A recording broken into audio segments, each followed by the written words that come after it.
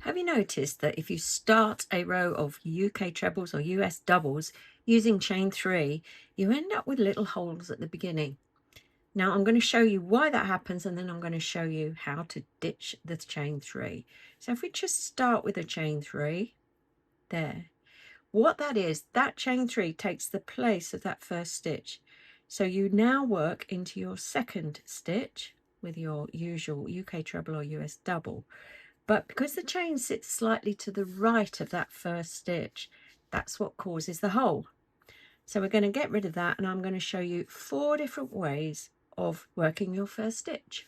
The first method I'm going to show you is called a stacked stitch, and you'll see why when we work it. No beginning turning chain.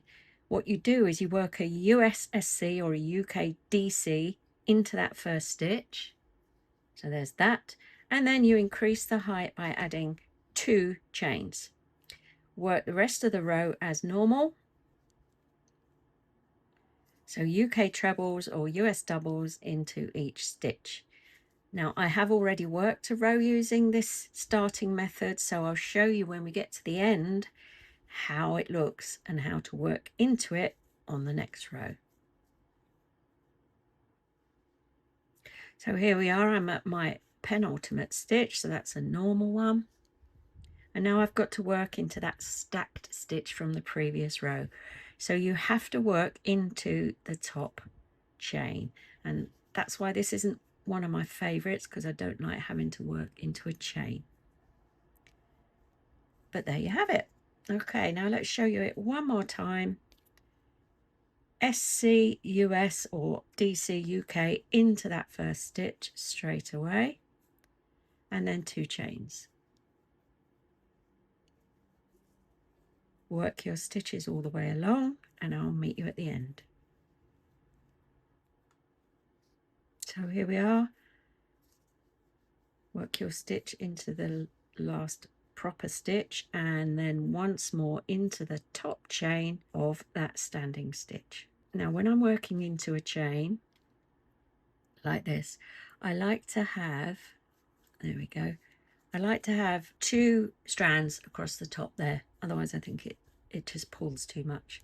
So that's finishing my last stitch, and show you what that looks like. So there's our standing stitch at the beginning, there and there, and working into the end stitch. Okay, a little better, but I still don't like working into the chain at the end. So let's look at the next one. The next stitch I'm going to show you is called a linked stitch. So to begin this stitch, pull slightly up on that loop you have on your hook. Work 1 chain, grab that first stitch and turn and go under the back bump. Can you see that there? And yarn round. So you now have 2 loops on your hook. Now go into the first stitch and do another yarn round. Now you've got 3. You can finish this stitch now in the normal way. Let me do one more stitch, and then I'll talk about some things that happen with the linked stitch. There we go.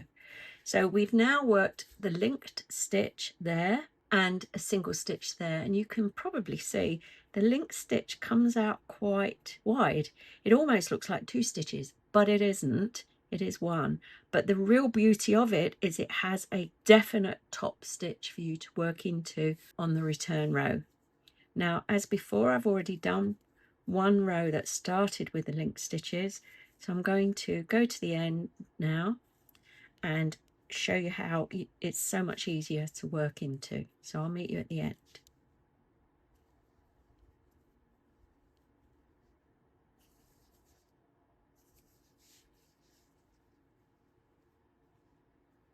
We're here at our last 2 stitches, one of which was a linked stitch from the previous row, and one is a normal stitch. So let's just work our stitch into that normal stitch. And now to work into the linked stitch, as I mentioned, it's got a definite V shape at the top there. So let's work into that under both strands of the V. Yarn over, pull through, and finish the stitch. Now that is so much easier than working into a single chain at the top. So there we have the second method, linked stitch there, and there. So let's now look at the third method. The third method is called a wrapped stitch. I think this is a little bit trickier to work, but if you like the result, it's worth having a go. So start with chain 2 for a UK treble or a US double, which is what we're working. Hold that loop very carefully with a finger. I'm using my second finger there. Go around the back of that post and do a yarn under. Okay, I will show you this a few times. Now take that back round the front. You've now got 2 loops, and again I tend to hold all of these. This is all a bit wiggly woggly at the moment, so hold those 2. Now go into your first stitch one more time, do a yarn over.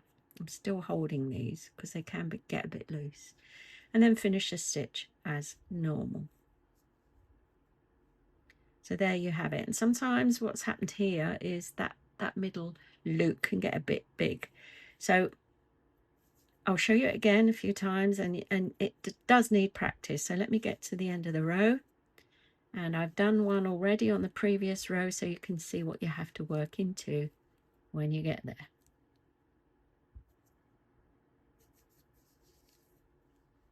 So we're near the end now, so there's my penultimate stitch, and here is my wrapped stitch with a V at the top, like a normal stitch, which you can work into. So there you have it. I think it's actually quite neat.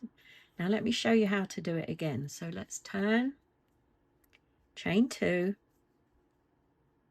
and hold that stitch with your finger. Go round the back, round the post of that stitch if you like, and now do a yarn under. And then take that yarn under back round the post. So now you've got 2 stitches, and at this point I'm going to hold both of them to try and avoid that second loop getting too big. Now work into the first stitch and yarn round. We have 3 loops, yarn round and pull through 2, yarn round and pull through 2. Okay, let's work to the end again and work into the first stitch.